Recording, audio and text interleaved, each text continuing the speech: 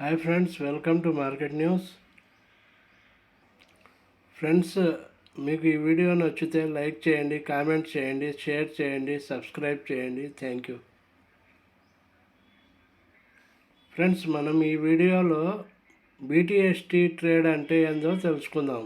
Okay, బీటీఎస్టీ stands for by today and cell tomorrow. అంటే by today cell tomorrow అంటే ఈరోజు కొని రేపు అమ్మేదాన్ని. అది ఇంట్రాడే కాదు, డెలివరీ కాదు.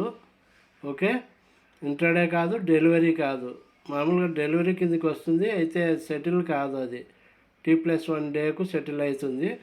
నెక్స్ట్ డేనే అమ్ముతాం, కొన్న నెక్స్ట్ డేనే. దాన్నే బీటీఎస్టీ ట్రేడ్ అంటాం.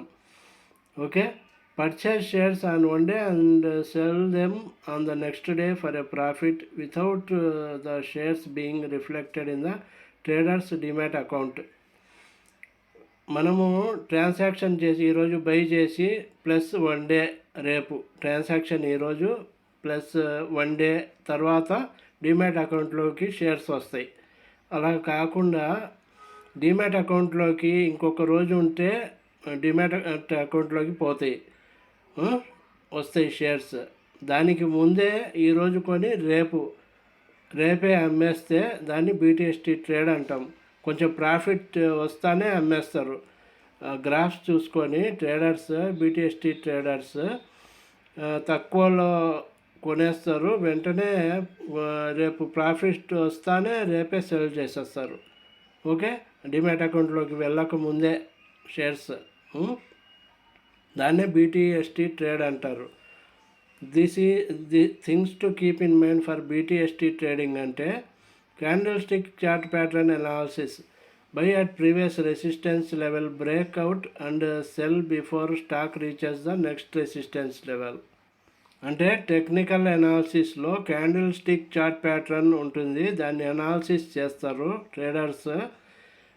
వాళ్ళు ఎప్పుడు కొంటారంటే రెసిస్టెన్స్ లెవెల్, సపోర్ట్ లెవెల్ కంటే పైన ఉంటుంది రెసిస్టెన్స్, పైకి పోతుంది స్టాక్. రెసిస్టెన్స్ లెవెల్ బ్రేక్అవుట్ చేస్తుంది, బ్రేక్అవుట్ చేసి పైకి ఎప్పుడు వెళ్తుందో అప్పుడు బై చేస్తారు. Cell before the stock reaches the next resistance level.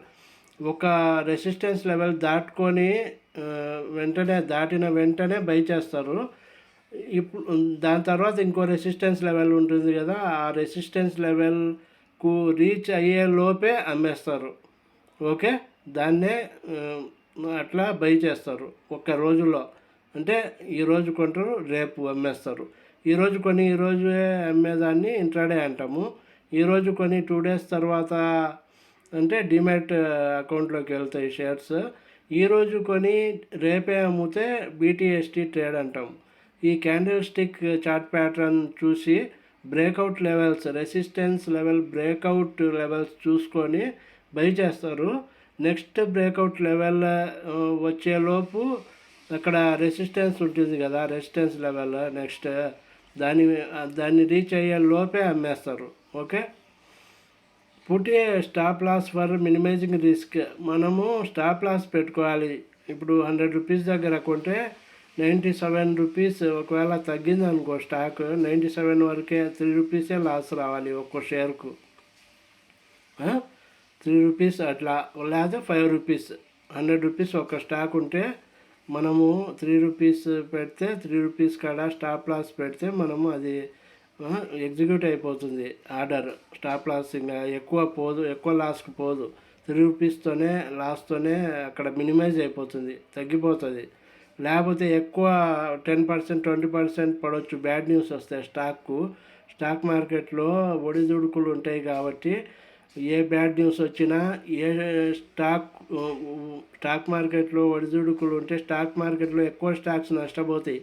ఒక్కోసారి స్టాక్ మార్కెట్ బాగున్నా పర్టికులర్ స్టాక్కు మనం తీసుకున్న స్టాక్ ట్రేడింగ్కు, బీటీఎస్టీ ట్రేడింగ్కు తీసుకున్న స్టాక్ అది ఫెయిల్ అయింది అనుకోండి, బ్యాడ్ న్యూస్ వచ్చింది అనుకోండి, ఆ ఒక్క స్టాక్ మార్కెట్ బాగున్నాయి, అన్ని స్టాక్స్ బాగా పెరుగుతూ ఉన్నాయి, ఈ స్టాక్కు బ్యాడ్ న్యూస్ ఉంటే ఇది పడిపోవచ్చు. అప్పుడు మనం మినిమైజ్ చేసుకోవాలి risk.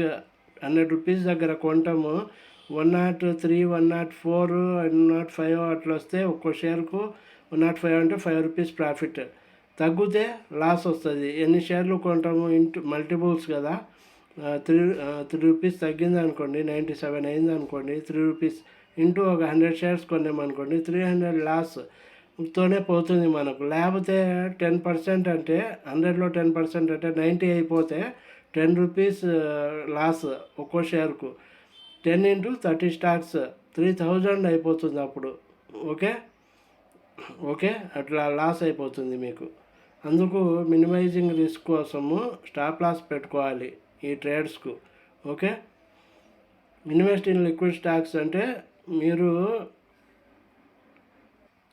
Invest in liquid stocks అంటే మనము ఈ ట్రేడ్ కోసము బీటీఎస్టీ ట్రేడ్ కోసము లిక్విడ్ స్టాక్స్ను కొనాల్సి వస్తుంది. లేకపోతే ప్రాబ్లం అవుతుంది. Liquid stocks are those with high trading volume which means that they have a substantial market demand. అంటే హైగా ఎక్కువ మంది బయర్స్ ఎక్కువ మంది సెల్లర్స్ ఉండాలి ఈ ట్రేడ్ చేయాలంటే. ఇట్లాంటి ట్రేడ్స్ బీటీఎస్టీ ఈరోజు కొని రేపు అమ్మాలంటే మూవ్ కావాలా, స్టాక్ పైకో కిందికో, పైకి మూవ్ కావాలా, కిందికి కాదు పైకి మూవ్ కావాలా. 100కు కొంటే పైకి పోవాలా, లేకపోతే తగ్గితే స్టాప్ లాస్ పెట్టుకోవాలా మనం. పెరుగుతూనే ప్రాఫిట్, తగ్గితే మినిమైజ్ చేసుకునేదానికి స్టాప్ లాస్ పెట్టుకోవాలి. హై పెరిగే స్టాక్స్ బయ్యర్స్ సెల్లర్స్ ఎక్కువ అమ్ముతా బై చేస్తూ ఉంటారు. అట్లాంటి స్టాక్స్ కొనాలి మనం. వాచ్ లిస్ట్లో పెట్టుకొని వాటినే ట్రేడ్ చేయాలి. ఎప్పుడు ట్రేడ్ చేయాలి? అది తగ్గినప్పుడు గ్రాఫ్స్ చూసుకొని క్యాండిల్ స్టిక్ ప్యాటర్న్స్ చూసుకొని మనం అది తగ్గినప్పుడు ఏదన్నా బ్యాడ్ న్యూస్ వచ్చో లేకపోతే జనరల్గా అది ఎవరన్నా సెల్లింగ్ వచ్చో స్టాక్కు అది తగ్గింది అనుకోండి, ఆ సపోర్ట్ దగ్గర మనము కొనేయాల. లేకపోతే బ్రేక్అవుట్ లెవెల్లో కొనేయాల. బ్రేక్అవుట్లో కొని రెసిస్టెన్స్ లెవెల్ బ్రేక్అవుట్లో కొని కొంచెం లాస్ తీసుకొని కొంచెం ప్రాఫిట్ తీసుకొని అమ్మేయాల. ఈరోజు ప్రాఫిట్ వచ్చేస్తే ఈరోజే అమ్మేస్తే ఇంట్రాడే ట్రేడింగ్ అయిపోతుంది. రేపు అమ్మితే బీటీఎస్టీ ట్రేడ్ అవుతుంది.